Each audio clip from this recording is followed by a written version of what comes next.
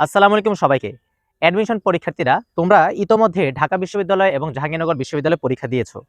আরো কয়েকটা বিশ্ববিদ্যালয়ে কিন্তু তোমরা পরীক্ষা দিবা। এখন তোমার কাছে মনে হতে পারে যে ভাইয়া, আমি কি করলে বা এই মুহূর্তে আমি কিভাবে প্ল্যানটা করতে পারি? তোমাদেরকে একটা কথা বলবো, সাপোজ ধরো এটা একটা কলম। তুমি এই কলমটা নিয়ে তুমি একটা খাতার সাইডে সুন্দর করে লিখবে যে তুমি যে ভার্সিটিতে এক্সাম দিতে চাও, কোন কোন ভার্সিটিতে তুমি কোন ইউনিটে পরীক্ষা দিতে চাও, এই বিষয়গুলো। কারণ এই যখন তুমি প্ল্যানটা করবা না, তখন কিন্তু তোমার মাথায় কিন্তু একটা সেট হয়ে গেল। কারণ তুমি হয়তো বা খাতায় লিখো নাই বা কোথাও তুমি লিখো নাই, তুমি কি করতেছো, নরমালি যাচ্ছ পরীক্ষা দিচ্ছ, কিন্তু যখন তুমি লিখে লিখে যাবা যে একটা জায়গায় আমার পরীক্ষা শেষ, তুমি সুন্দর করে টিক দিয়ে দিলা, আর একটা জায়গায় পরীক্ষা শেষ, টিক দিয়ে দিলা। তোমাদের ভুলটা কি জানো? সামনে তোমার জগন্নাথের পরীক্ষা, কিন্তু তুমি চিন্তা করতেছো যে আমার বিওপির চিন্তা নিয়ে। তাহলে বিওপি নিয়ে চিন্তা করলে হবে? তোমার সামনে যেটা পরীক্ষা থাকবে সেইটা নিয়ে তুমি আগে চিন্তা করবা। এই গেল একটা ফ্যাক্ট।